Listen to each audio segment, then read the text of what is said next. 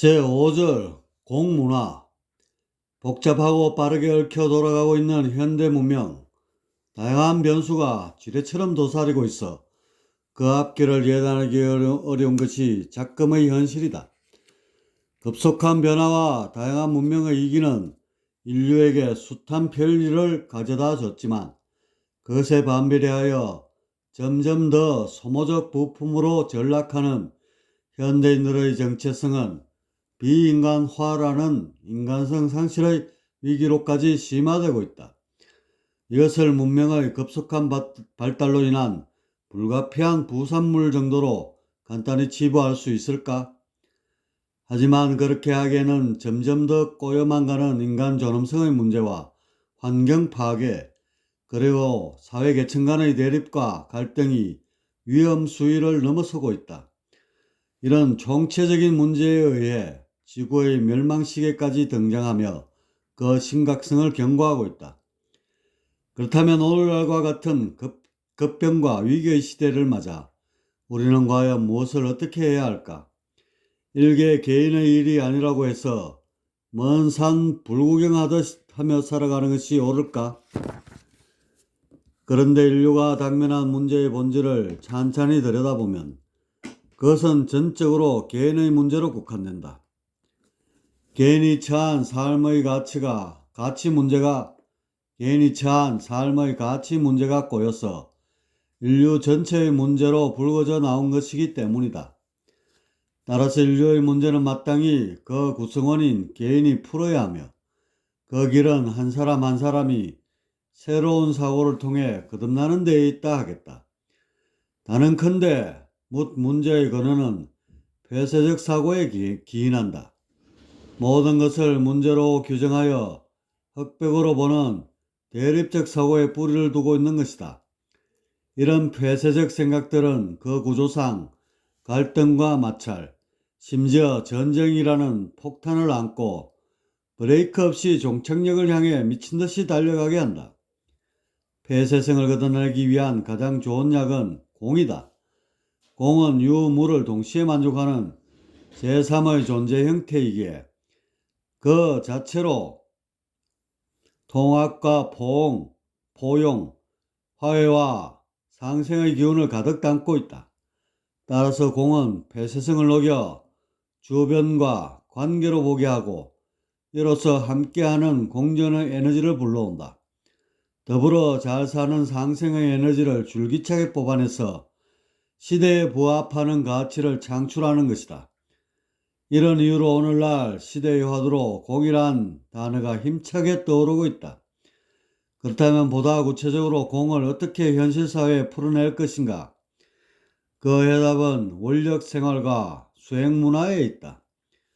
가령 침팬지를 보면 놀랍게도 인간의 유전자와 99%가 일치한다. 침팬지는 도구를 써서 먹이를 사냥할 줄 알고 미세한 이를 잡아주는 정교한 손재주도 지니고 있다. 그리고 몇백 개의 상형 문자도 암기할 수 있고 며칠 정도는 미래에 대한 계획을 세울 줄도 안다. 과학자들에 따르면 다 자란 침팬지의 지능은 인간의 5살에서 7살 정도가 된다고 한다. 이처럼 인간과 침팬지가 여러모로 유사하다면 두 종의 사이에 도대체 어떤 차이점이 있을까? 인간이 침팬지와 다른 점은 원력이 있다는 것이다. 침팬지는 원력이 없기에 자신들이 지니고 있는 두뇌를 더 이상 개발할 생각을 않는다. 그저 먹고 마시고 뛰어노는 데에만 정신이 팔려있다. 반면에 인간은 원력이 있기에 무언가에 대한 동경과 바람이 있고 그렇기에 꿈을 향해 진화의 행보를 거듭하고 있다. 원력은 마음속 심연에서 우러나오는 무언가에 대한 바람이다. 쉽게 희망이나 꿈을 떠올리면 된다. 그래서 원력은 모든 사고의 원동력이 된다. 원력을 이루기 위해 사고는 복잡해지고 행동은 보다 적극적으로 변하게 된다. 그래서 원력이 없으면 본능에 따라 움직이지만 원력이 세워지면 그만큼 본능은 힘을 쓰지 못한다. 여기서 동물과 구별되는 새로운 종, 인간이 탄생하게 되었다. 원력을 이루기 위해서는 두뇌가 발달해야 한다. 그런데 원력과 사고가 혼합돼서는 현실적이고 냉철한 사고를 할 수 없다. 원력은 현실을 포함하면서도 미래지향적이기 때문이다. 그래서 인간의 뇌는 좌우로 갈라져 역할을 분담하게 됐다. 원력, 창조, 예술 같은 분야는 운에 남아 마치 건설업에 있어서의 시공사와 같은 역할을 하고, 일반적 사고에 관한 업무는 하청업체인 좌뇌를 두어 그쪽으로 일감을 몰게 되었다. 이렇게 좌뇌와 우뇌는 긴밀한 관계를 맺으며 계속해서 진화했고, 마침내 오늘날과 같은 진보된 사고 체계를 이루게 됐다. 침팬지를 비롯한 다른 동물들의 뇌는 인간처럼 좌우의 구분이 없다. 그것은 원력에 대한 불이 켜지지 않은 것을 의미한다. 먼 미래 침팬지 종족의 원력이 생성되는 시점이 있다면 그들은 필히 뇌를 좌우로 가르면서 그 용량을 키워나가게 될 것이다. 원력, 그것은 인간을 다른 동물로부터 구별해주는 인간 고유의 품질 보정서이다. 이토록 귀중한 보물을 우리는 선천적으로 타고났다. 하지만 원력을 제대로 활용할 줄 아는 인간은 의외로 많지 않다. 대부분의 사람들은 주변의 눈을 의식하여 만들어진 왜곡된 꿈을 원력으로 착각하며 살아간다. 그래서 우리가 느끼는 행복감은 그다지 크지 않고 좌뇌 또한 활동력이 상대적으로 떨어진다. 이렇게 되면 원력 대신 자아를 지나치게 강조함으로써 부지불식 중 폐쇄적 사고에 물들게 된다. 살아가는 동안에 생겨나는 걸림돌들을 흑백의 문제로 단정하면서 피아로 가르고, 여기서 사회 전반에 걸쳐 상극적 풍토가 만연하게 된다. 사실 알고 보면 인류가 떠안고 있는 모든 문제의 근원은 여기에 있다. 그렇다면 원력을 지닌 삶은 어떻게 다를까? 원력이 세워지면 인간의 사고는 원력을 향해 줄기차게 흘러가게 된다. 이렇게 되면 생활에서 유발되는 숱한 걸림돌들을 문제로 규정하기보다는 일종의 과정으로 보면서 유연한 사고를 지니게 된다. 또한 원력이란 그 구조상 주변 사람들과의 관계망에서 시료를 얻기 때문에 부지불식 중 상생적 사고를 하게 된다. 결과적으로 원력은 인간 개개인에게 삶의 의미를 안겨주는 동시에 사회적으로 화합의 풍토를 조성하게 한다. 흔히 꿈이 있는 세상을 이상사회의 기준으로 말한다. 사실 꿈이 없는 세상보다 더 암울한 세상은 없을 것이다. 이렇게 중요한 꿈이란 것을 찾고 실현하게 해주는 힘이 곧 원력이다. 그렇다면 원력을 어떻게 해야 세울 수 있을까? 원력은 올바른 수행을 통해 이룰 수 있다. 수행이란 속세를 등지고 고고한 학이 되어야만 할 수 있는 것이 아니다. 우리의 의식은 원래 공 하나였다. 실존 그 자체였던 영혼에 온갖 정보들이 쌓이면서 무수한 조각으로 갈라졌다. 여기서 피조물이란 관념이 싹트고 생로병사를 비롯한 온갖 걱정과 우환에 휩싸이게 되었다. 그렇기에 수행이란 조각난 퍼즐들을 하나로 맞추는 것, 그 이상도 그 이하도 아니다. 분별이라 불리는 정보의 조각들, 그것들을 한데 이어 하나의 존재로 만들어 나가는 과정이 수행이다. 하나의 존재, 이것이 바로 공이며 실존의 참된 모습이다.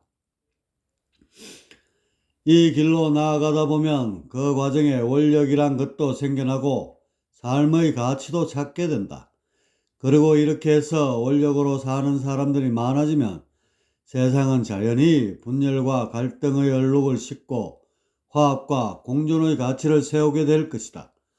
수행을 통해 원력으로 사는 삶, 이보다 더 가치 있는 삶은 없을 것이다.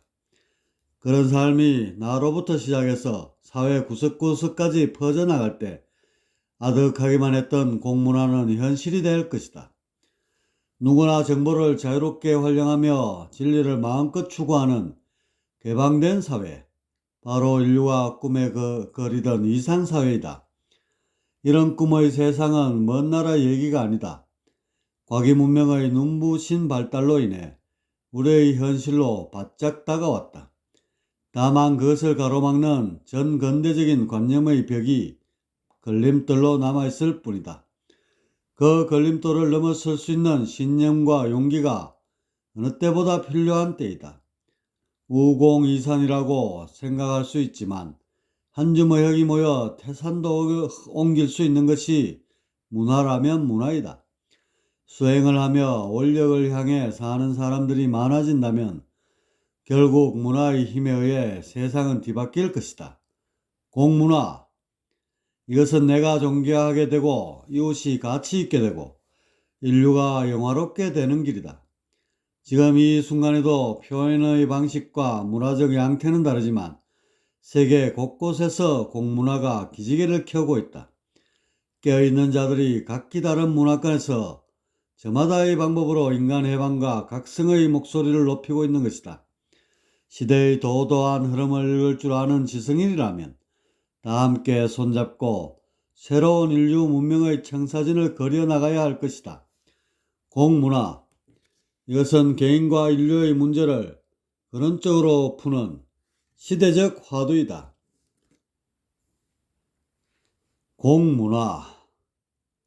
각족 각종 일진탕, 동도 서교 일성탕, 정통 비통 일도탕, 이념 분사 일리탕, 사신 잡기 일령탕, 기살애군 일신탕, 신고 심환 일활탕, 풍기갈천 일용탕, 선민호족 일가탕, 상생호쟁 일화탕, 덕의 성원 일각탕, 여의조화 일심탕.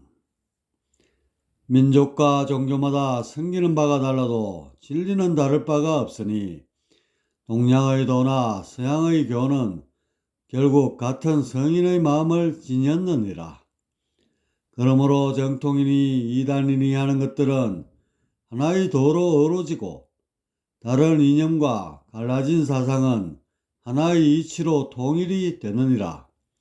사악한 신이나 잡스런 귀들은 하나의 신령함에 감화되고 나쁜 기나 살 그리고 험악한 운수는 하나의 믿음으로 해소되어 몸의 질병이나 마음의 우환은 하나의 생명력 속에 말끔히 가시리라. 풍족하고 귀하고 목마르고 천박한 모든 차별은 하나의 가치 속에 자취를 감추고 결국 잘 살고 못 사는 나라의 구별 없이 하나의 세계 일가로 화합하리라. 불신하고 다투던 사회가 서로 돕고 사랑하는 사회로 성화하리니 이런 꿈의 세상은 오직 우리들의 깨달음으로만 이룰 수 있느니라. 저마다의 마음속에 자리한 한 마음을 찾을 때 그 마음은 진리의 빛이 되어 온 누리를 사랑과 축복으로 길이 비추리라.